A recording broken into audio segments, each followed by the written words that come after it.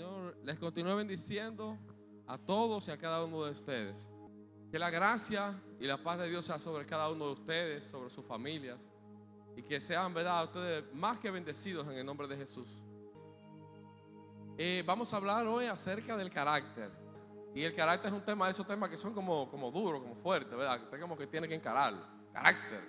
Y casi siempre que hablamos de carácter, ¿verdad?, pensamos en una persona que tiene la cara así como un machete.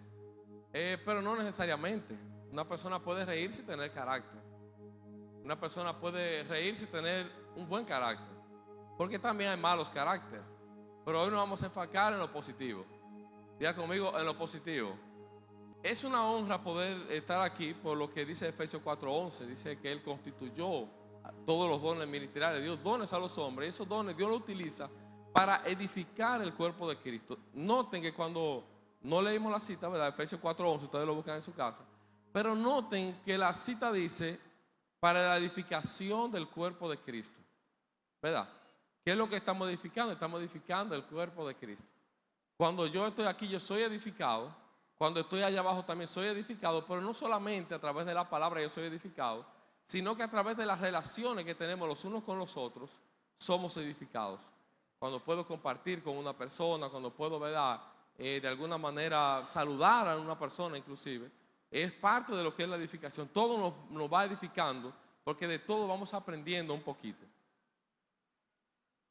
Y el Señor es bien celoso en todo lo que tiene que ver con su iglesia. Cuando el Señor se refiere a la iglesia, no dice como yo he dicho ahora, dice la iglesia. No, el Señor dice mi iglesia. Sobre esta revelación edificaré mi iglesia. Y cada vez que el Señor habla de la iglesia, habla como de su iglesia. ¿Por qué? Porque la iglesia es su cuerpo y Él es la cabeza, la plenitud de aquel que todo lo llena en todo. Entonces, entrando en el tema, tenemos que la conducta es lo que hacemos y el carácter es lo que somos. La conducta es la expresión de lo que yo he llenado mi corazón. Yo lleno mi corazón de la palabra de Dios y claro, tendré una conducta acorde, parecida. Me voy a parecer cada día más al Hijo de Dios. Pero el carácter es esa capacidad de decidir, de definir qué yo pongo en mi corazón y qué no. Escuchamos muchas palabras. En internet hay muchas palabras, en YouTube. Hay muchos predicadores, hay miles de predicadores a nivel mundial y miles de palabras. Sin embargo, tenemos que, bajo la luz del Espíritu Santo, bajo la iluminación del Espíritu Santo, decidir qué ponemos y qué no ponemos en nuestro corazón. Y en eso tengo que darle gracias a Dios por la casa en la que nos ha colocado, que es una casa que siempre, siempre busca la voluntad de Dios, la perfecta voluntad de Dios, la iluminación del Espíritu en todas las cosas que se hacen. Amén. En la economía de la gracia, la conducta viene siendo hija del carácter. El carácter es lo que yo voy depositando en mi corazón, lo que de la palabra, de la vida de Cristo, yo voy depositando en mi corazón. Entonces, en un momento, esa vida de Cristo empieza a dar frutos. Y esos frutos se manifiestan a través de la conducta.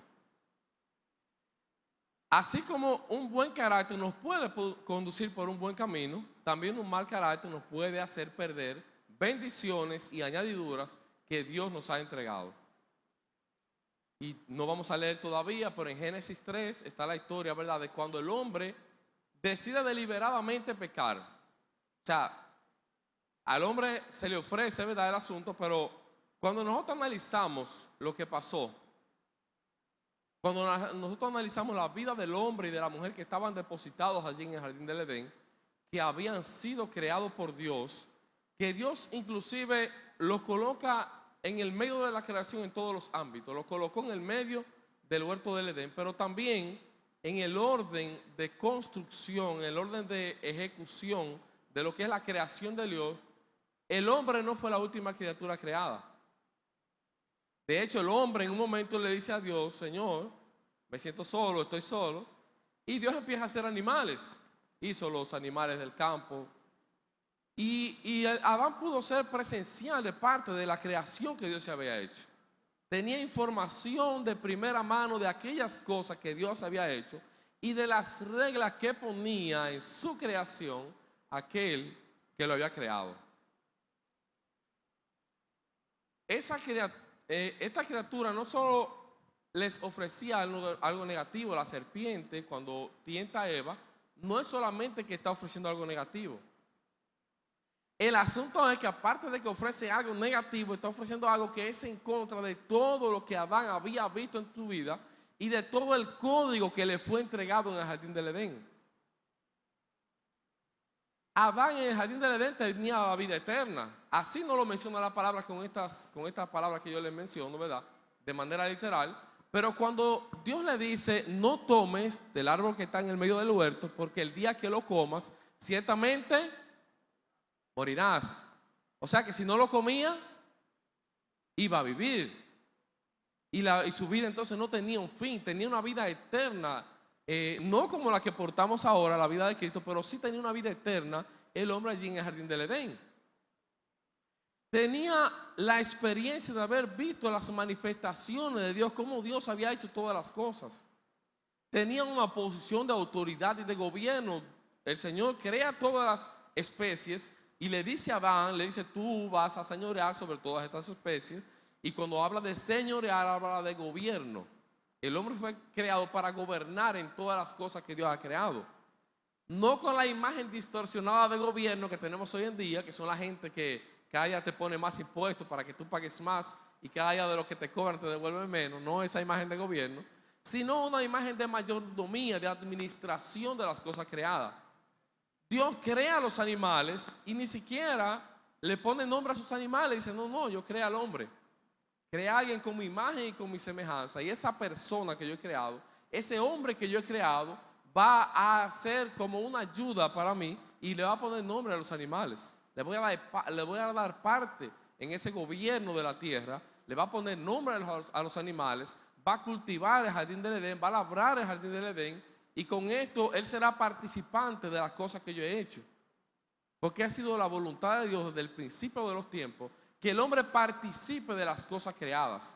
Que el hombre conozca a Dios y dé a conocer a Dios en todas las cosas que así a Dios le ha placido.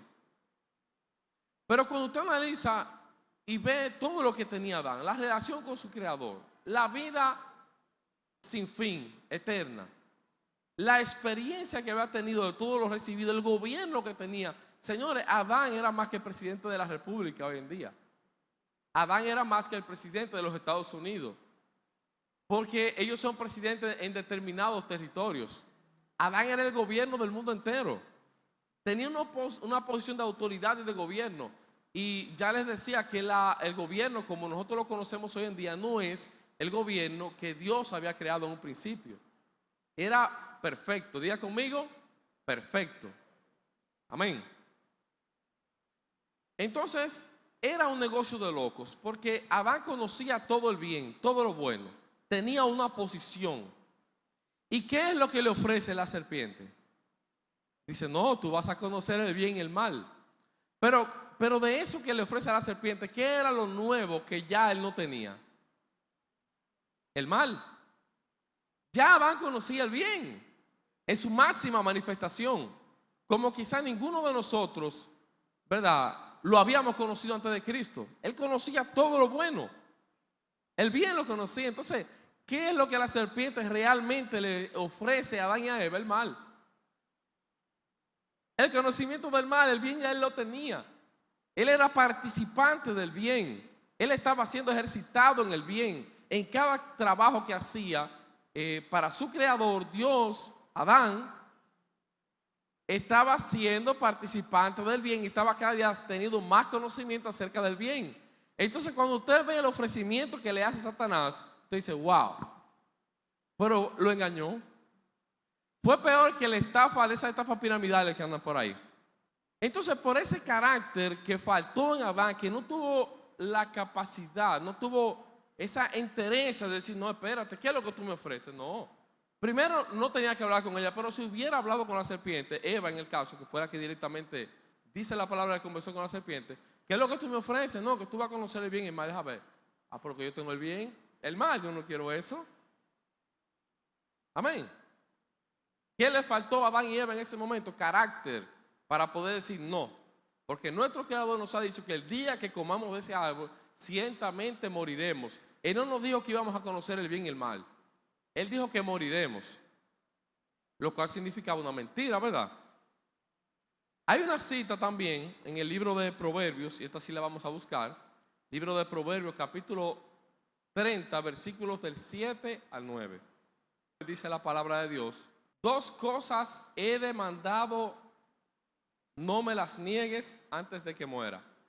Vanidad y palabra mentirosa aparta de mí. No me des pobreza ni riquezas, manténme del pan necesario. No sea que me sacie y te niegue y diga: ¿quién es Jehová? O que siendo pobre hurte y blasfeme el nombre de mi Dios.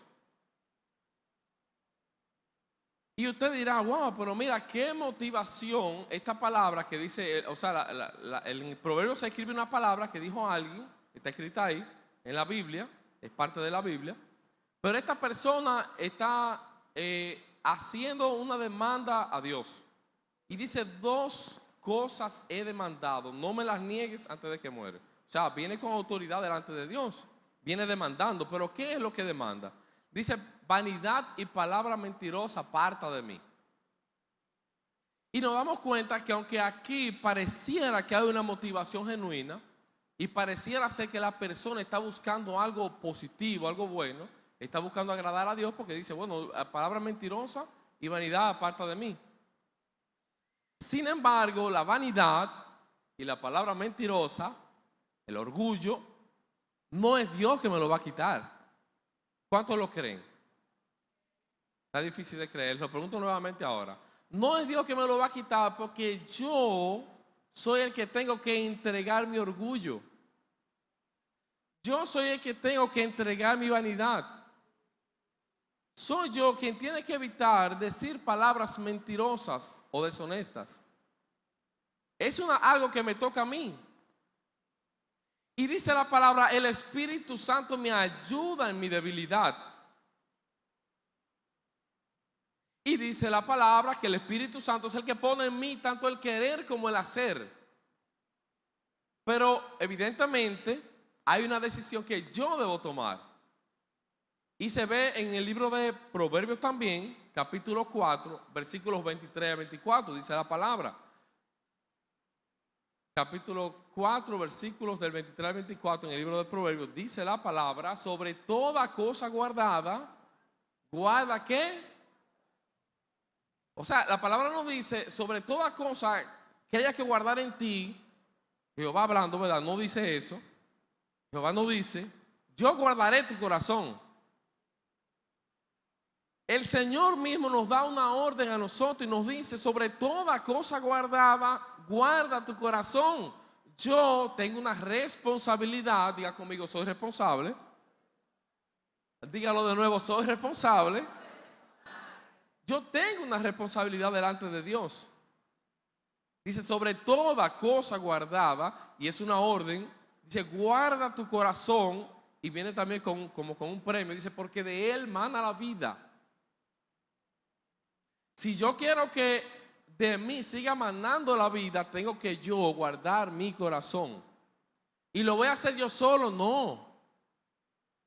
Porque si tengo alguna debilidad, el Espíritu Santo me ayuda en mi debilidad. Y si en un momento me siento como que no tengo la fuerza suficiente, Dios es el que multiplica las fuerzas del que no tiene ninguna. Y el Espíritu Santo pone en nosotros tanto el querer como el hacer. Ahora a nosotros nos toca ejecutar. Él pone el querer y el hacer, pero nosotros tenemos que ejecutar.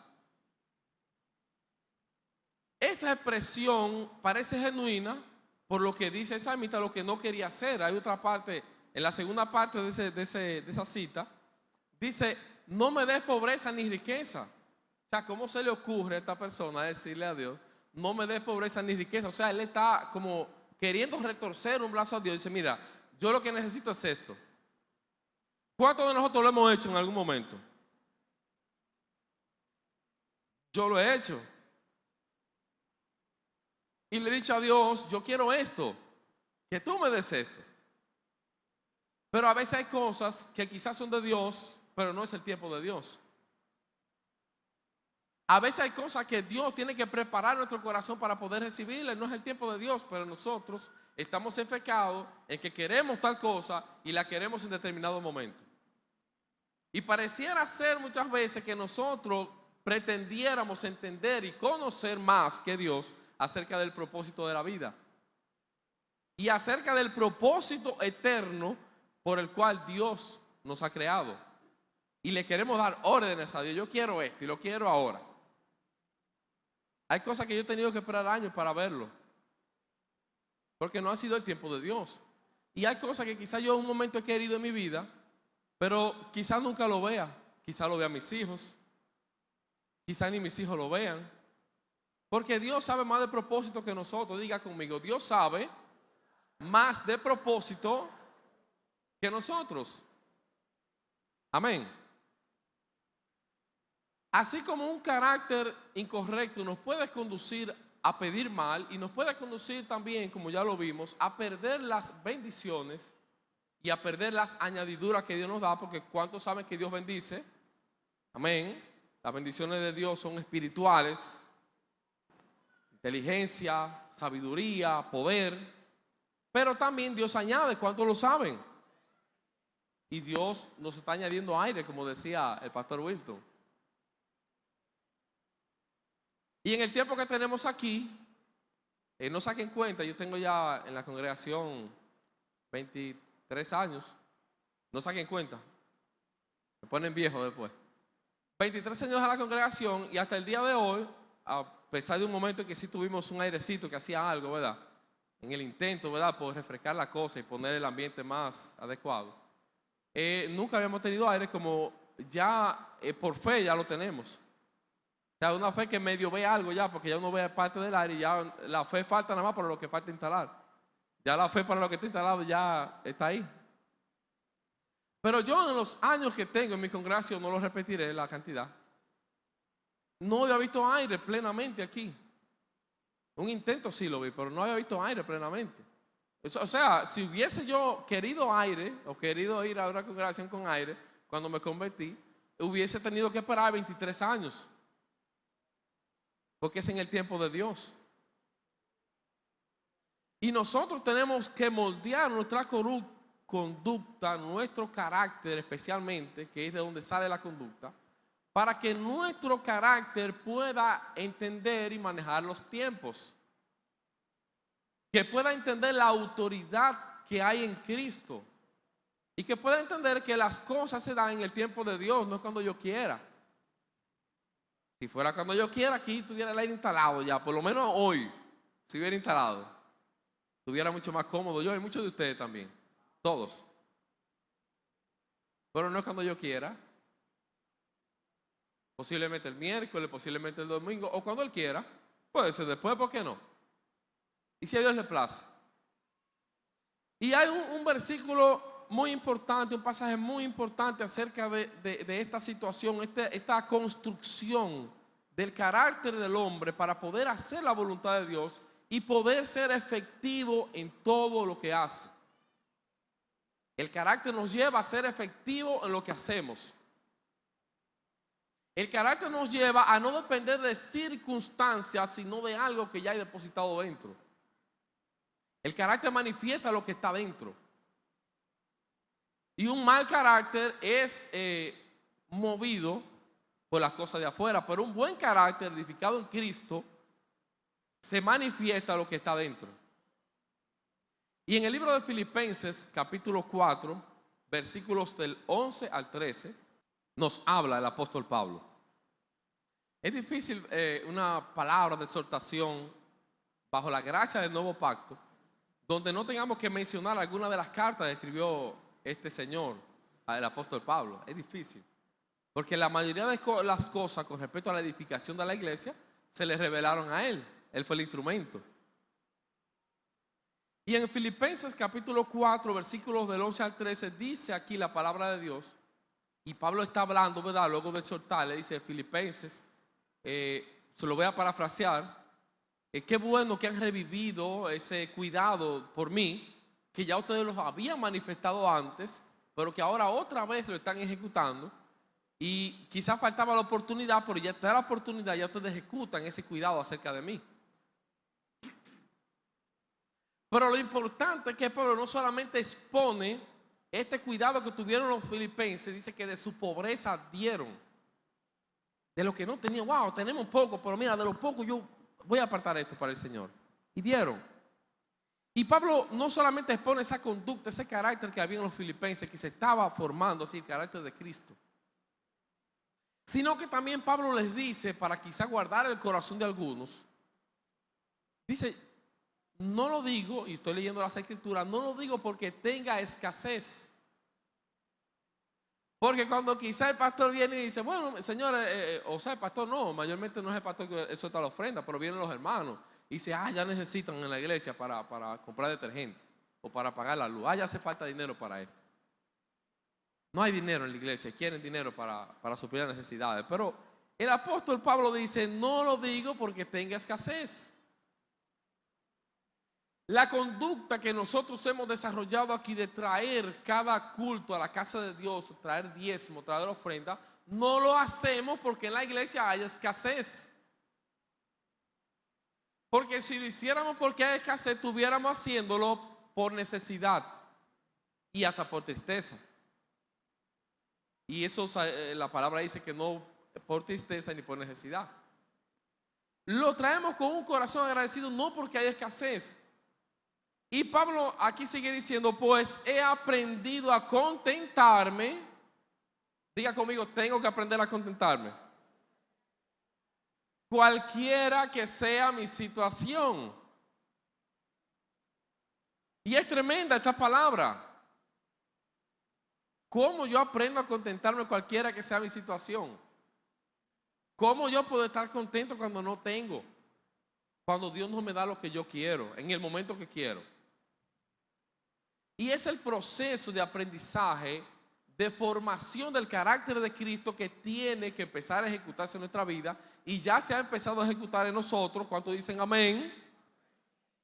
Amén. Se ha empezado a ejecutar en nosotros ese proceso de aprendizaje, de aprender a estar contentos, a estar satisfechos con Dios.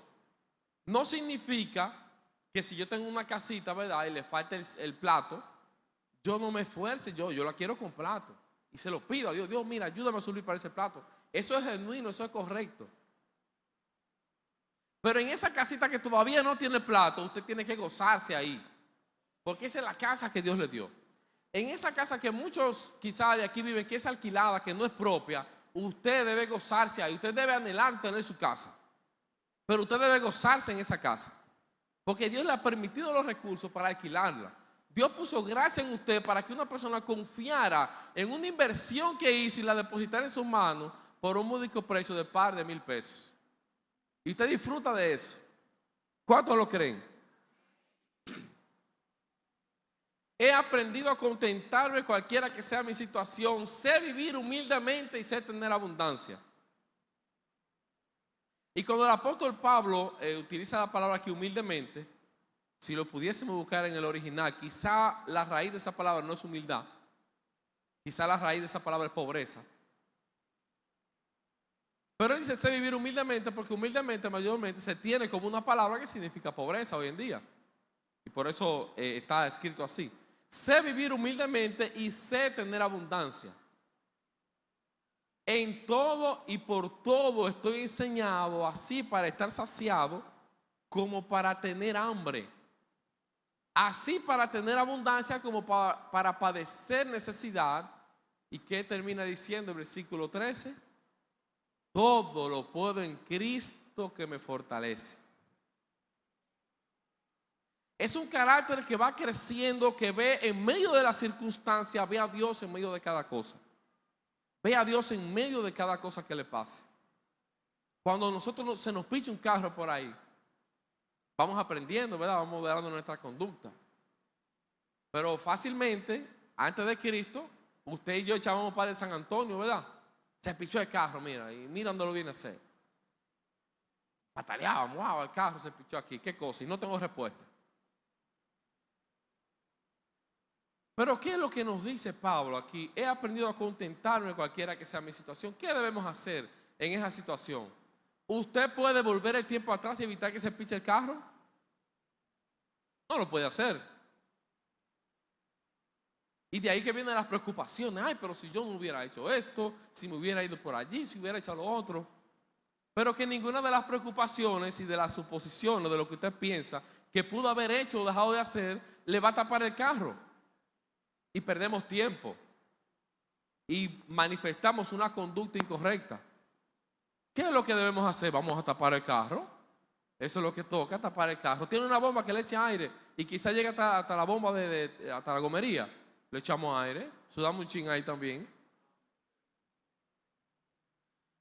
Pero nuestra conducta debe ser conforme al carácter de Cristo. Nuestro carácter debe ser conformado conforme al carácter de Cristo. Jesús en una ocasión fue a sanar a una persona, hizo lodo, le puso, lávate, ¿qué ves? Dice, bueno, veo a los hombres como árboles y caminan. Dice, ay, espérate, que no salió la cosa como era. ¿Qué hizo Jesús? Le reclamó Jesús al Padre, ay, mira, Padre, te pedí el milagro y no quedó como yo quería. No. Jesús tuvo 12 discípulos y siendo él Dios y conociendo los pensamientos y los corazones de 12 personas, tuvo que bregar con par de los discípulos, por no decir con todos, ¿verdad? Caramba, en uno de los discípulos le dicen, Señor, vamos a pedir que descienda fuego del cielo y consuma a esta gente que no te recibió. Y Jesucristo tuvo que reprenderlos. Los reprende, no, ustedes no saben de qué espíritu yo soy, tranquilo. Si ellos no me reciben ahora, quizá lo hagan en el futuro. Para todo hay tiempo. Y siguió caminando. Un discípulo lo negó. Usted y yo, como una persona cercana a nosotros nos niegue, ¿qué haríamos? Ay, santo, que nos traicione. Nuestra conducta, nuestro carácter, ¿qué va a manifestar? Y por eso es que tenemos que seguir siendo conformados conforme al carácter de Cristo. Pero hay un discípulo que lo vende al maestro. ¿Y qué expresó el maestro antes de que lo vendió? Dice, bueno, nada más se me perdió el hijo de perdición. El que se iba a perder se perdió. ¿Y qué manifestó el maestro cuando le tocó hablar con Pedro y decirle? Porque Pedro tenía un ímpetu poderoso. Pedro decía, no, maestro, si yo tengo que ir contigo a la muerte, mira, a la muerte voy contigo.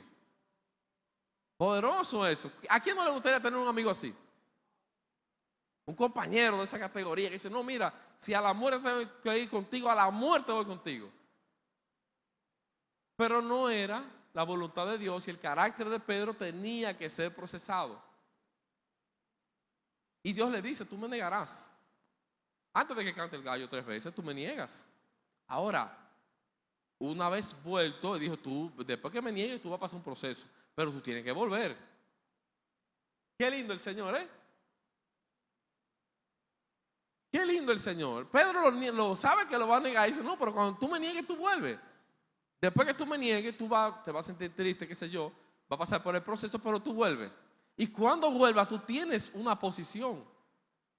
Tú tienes un trabajo que hacer conmigo. Qué poderoso, qué bendición. Poder caminar como estamos nosotros caminando, sin ser parte de la familia de Dios y del cuerpo de Cristo. Cómo Dios trata cada una de nuestras vidas. Cómo Dios dice, aunque ustedes sean infieles, yo permanezco fiel, dice el Señor. Y hay momentos en que le negamos y hacemos cosas contrarias a lo que era su voluntad, a lo que habíamos recibido de Dios. Pero aunque le neguemos, Él nos espera que volvamos. Y un ejemplo poderoso de eso es el padre que tiene 2 hijos. Uno de los hijos pide la herencia. Prácticamente lo mató porque para pedir herencia, el padre o el testamentario tiene que morir. Y lo mató. Dice, no, yo no tengo que ver con eso, yo quiero mi cuarto. No le importó lo que hubiera sentido el padre. Y el padre destrozado dice, bueno, pues eso es lo que tú quieres, yo te lo voy a conceder, tómalo. Y se va y vive perdidamente. Y dice la palabra que volvió en qué? En sí. Y sabiendo él lo que había hecho, ¿qué dice? Dice en su corazón, dice, no volveré a la casa de mi padre. Allá hasta los jornaleros, hasta la gente de la servidumbre, todo el mundo come mejor que lo que yo estoy aquí. Está mejor. Volveré a la casa de mi padre y le voy a decir que yo no soy digno de ser llamado su hijo y que me trate como a uno de los trabajadores que él tiene. Pero ¿cómo lo recibe el padre? ¿Cómo lo recibe el padre? Dice la palabra que el padre estaba esperando. Y estaba tan así que a lo lejos lo vio llegar, vio que venía su hijo. ¿Y qué sintió en su corazón? ¿Qué sintió el padre en su corazón? Gozo. Y cuando lo tiene que expresar, dijo, bueno, es aquí mi hijo, estaba muerto y ahora vive. No le importó lo que había pasado, no le importó lo que había hecho el hijo, no le importó cómo desperdició su dinero, cómo tuvo en poco los sentimientos del padre a la hora de pedir herencia. No le importó al padre nada de lo que había pasado antes. Le importó que el hijo volvió. Y así yo no sé cuántas personas están aquí que habían quizás estado lejos de aquí, de su casa, y hoy están en este día. Han vuelto este día, no sé cuántos. O no sé cuántos quizás se habían alejado por un tiempo y hoy están aquí. La actitud con la que Dios te recibe con gozo y con alegría. Dios no te saca en cara las cosas que tú hiciste incorrectas. Todos hacemos cosas incorrectas. Porque aquí estoy yo predicándole a ustedes acerca del carácter, pero mi carácter tiene que ser tocado. Mi carácter tiene que ser procesado. Yo no soy mejor que ninguno de los que están aquí. Líbreme Dios de pensar tal cosa. Pero Dios me tiene aquí predicándole acerca del carácter. Todo lo puedo en Cristo que me fortalece. Es la expresión de una persona que está trabajando su carácter. ¿Qué yo puedo en Cristo que me fortalece? Bueno, si tengo hambre o ayuno, ¿verdad? O bebo mi agüita. No tengo para comer, bueno, me tomo mi china de agua. Muchos de los que estamos aquí no hemos experimentado ese tipo de situaciones de hambre. Pero yo tengo un ejemplo muy puntual, una persona que representa mucho para mí, que es una persona que viene de la profunda pobreza y viene y trabaja aquí desde cero, desde antes de ser cristiano. Pero desde antes de ser cristiano, para que ustedes vean cómo son las cosas de Dios, yo aprendí mucho de esa persona, mucho, bastante. Sigo aprendiendo. Pero en el momento en que yo me convertí, que vine por primera vez aquí a esta casa de fe, el frente estaba así hacia allá. Ese día traje yo 90 pesos aquí a la iglesia, que era el 10% de lo que yo ganaba. Cuando soltaron los 10 de la ofrenda aquí, ya yo tenía mi asunto ahí, yo estaba tranquilo, no, lo mío está aquí ya. O sea, no tuvieron que decirme eso. ¿Por qué? Porque tuve una persona que me enseñó ese principio del diezmo y la ofrenda. Me dijo, yo le escuché en una conversación un día, quizá no se recuerda, pero me dijo, no, el diezmo hay que darlo, dijo en una conversación. Y yo guardé esa palabra en mi corazón. Y en el momento que vine y acepté al Señor, lo deposité ahí. Y hasta la fecha de hoy, por la gloria y la honra de Dios. El contentamiento es un término que se refiere a la complacencia y completo descanso en el espíritu. Cuando Pablo decía, he aprendido a tener contentamiento, hablaba de esto, de una complacencia. Wow, tengo hambre, tengo necesidades. Pero hay momentos en la vida en que uno padece necesidad. ¿Y qué dice la palabra? Contentamiento, complacencia y el completo. Diga conmigo completo. Completo descanso en el espíritu. Hay situaciones que usted no puede controlar. Hay cosas que son del tiempo. Simplemente pasó algo y ya pasó. ¿Qué vamos a hacer? Resolver. Eso sí, porque diga conmigo, soy responsable. Quizá no puedo evitar que pase porque ya pasó. Pero ¿qué yo puedo hacer? Yo puedo resolver. Si se cae algo y ensucia el piso, ahí, wow, ¿qué pasó? Voy a durar 2 días averiguando qué pasó, que por qué fue, que no. Vamos a limpiarlo primero, después averiguamos. ¿Qué pasó para que no vuelva a pasar? Contentamiento y completo descanso en el espíritu. A eso estamos llamados, a descansar en el espíritu. Mi carácter dice con qué actitud asumo las cosas que me suceden a mi vida. Cuando la palabra de Dios dice, a los que aman a Dios, todas las cosas le ayudan a bien. Lo dice la palabra de Dios, lo dice Dios en su palabra. A los que aman a Dios, ¿cuántas cosas? Todas las cosas le ayudan a bien. Y Dios no tiene que decir todas. Dios simplemente dice todas las cosas y ya. No queda absolutamente nada excluido de esa expresión. Amén. Todas las cosas te ayudan a bien. Que te tropezaste, te dio duro en el dedo. Bueno, eso te va a ayudar a bien. No sé cómo. A veces yo mismo no entiendo cosas que me pasan. Digo, ¿cómo eso me va a ayudar a bien? Pero tengo que manifestar una actitud correcta. Fruto de un carácter correcto. Decir, bueno, yo descanso en Dios. Y eso yo no entiendo cómo me va a ayudar a bien, pero yo sé que me va a ayudar a bien. Diga conmigo, yo sé. Y era lo que Pablo decía. Yo sé vivir humildemente. Yo debo entender mi parte y mi posición en esta declaración. Y para continuar con lo que les decía ahorita, les hablé del principio del diezmo, lo aprendí antes de llegar a la casa, lo hice. Pero una persona en mi vida, y tengo que decir que es mi padre, está aquí presente, de que hoy aprendí tantas cosas, he aprendido tantas cosas y sigo aprendiendo. Y me gusta el compartir con él porque siempre aprendo algo nuevo. Una persona muy versátil, me vive enseñando de muchas maneras. Y es una persona que viene de la extrema pobreza que quizás muchos de los que están aquí, o la mayoría, no conocieron un nivel de pobreza tal. El estar aquí en Santiago, por ejemplo, y no tener casa, no tener vehículo, no tener dónde recostar la cabeza prácticamente, quizás la camita en la que dormía. Mis padres se casan, no tenían prácticamente nada y haciendo esfuerzo lograron, ¿verdad? Armar algo ahí y alquilaron y recibieron casa prestada, un sinnúmero de cosas. Mi padre buscaba el sustento, vendía guandules, vendía ajo, vendía cebolla. Oiga, lo que se vendiera que fuera lícito, mi padre lo vendía. Trabajaba turnos corridos en la fábrica de menta. Había un carácter en mi padre, en su corazón, que se dispuso a siempre hacer las cosas correctas. Porque siempre hay vías fáciles para las cosas, ¿verdad que sí? Y por eso mucha gente cayeron en el tema de mantequilla aquella vez. Dicen, no, yo le doy 100,000 y él me devuelve 200,000 en una semana. ¡Wow! ¡Qué negocio! Y esas son vías fáciles, ¿verdad? Por no mencionar otras vías que incurren en violencia y que se practican hoy en día. Otras vías que tienden a destruir personas. Pero la vía que escogió mi padre en aquel momento era la vía de practicar ese principio establecido por Dios en el jardín del Edén. Comerá el hombre con el sudor de su frente. Y tomó ese principio para sí y lo guardó en su corazón. Y todo el dinero lícito pudo ganárselo, no todo, no, pero el sustento de su casa se lo ganaba con dinero lícito, con cosas que fueran correctas. Y de ahí aprendimos, mis hermanas que están aquí, gracias a Dios, en este momento.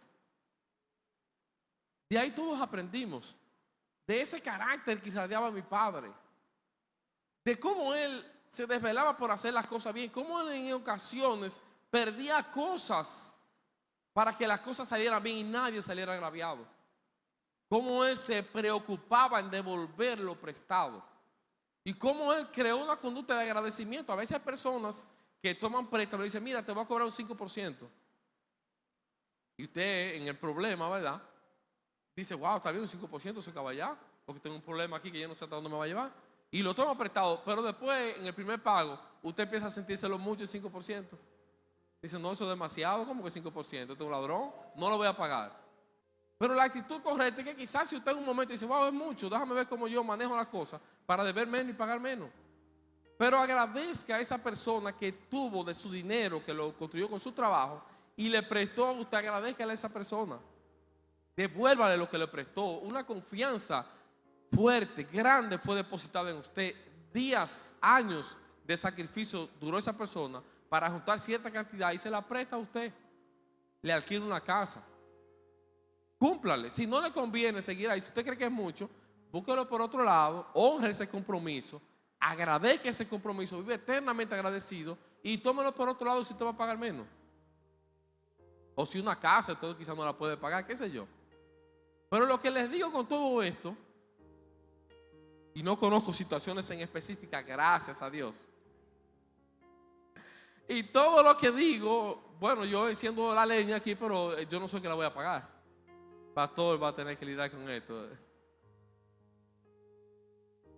Pero todo esto que les digo, se lo digo en el espíritu. Es acerca del carácter que tenemos usted y yo que cultivar en nuestras vidas.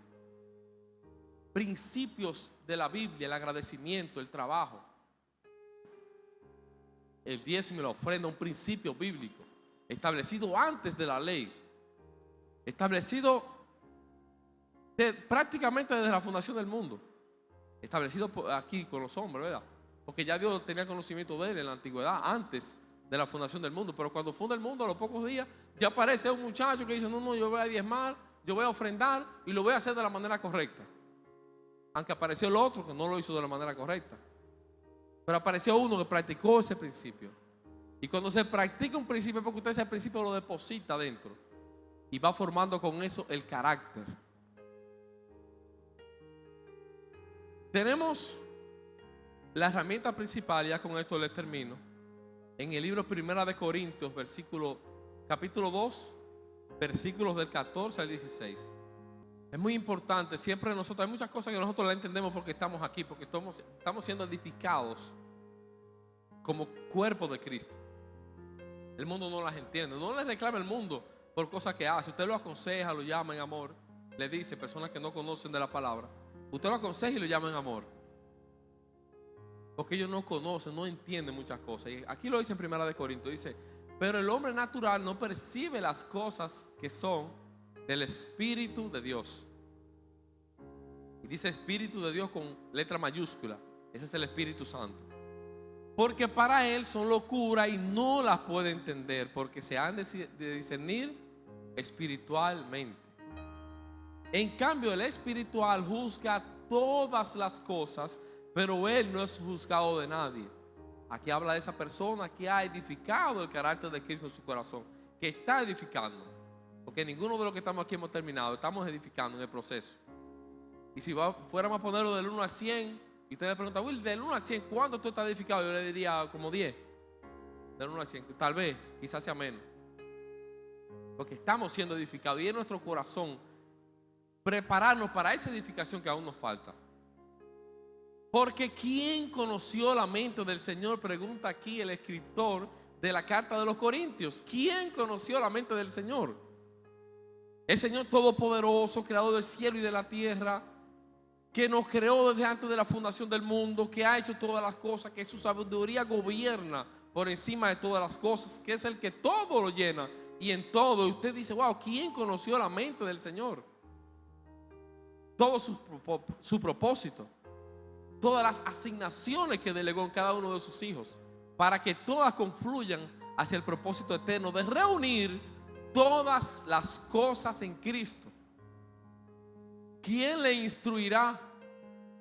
¿Quién estará en capacidad, por inteligente que sea, de enseñarle algo a Dios? Nadie puede instruir a Dios. De Dios todos recibimos instrucción, pero es imposible que tan solo pensemos en esto. Y el apóstol Pablo hace la pregunta: ¿quién le instruirá? Y termina diciendo el versículo: mas nosotros tenemos la mente de Cristo.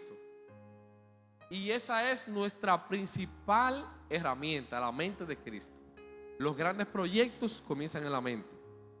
El que usted ve que puso una empresa, o la empresa que usted ve que hoy es grande y es multinacional, eso empezó en la mente de una persona. Un servicio que se ha extendido por todos los países, eso empezó en la mente de una persona. La mente es poderosa lo que puede lograr. Y cuando nos referimos aquí a lo que dice la Escritura, nosotros tenemos la mente de Cristo. No soy yo el que tengo la mente de Cristo, no eres tú que tienes la mente de Cristo, no es Juan Carlos, no es Danilo, no es el pastor Wilton, no es Leo, no. Nosotros tenemos la iglesia, el cuerpo de Cristo. Y esa es la principal herramienta para nosotros como cuerpo ser edificados cual casa espiritual, como es la voluntad del Señor. El tener la mente de Cristo.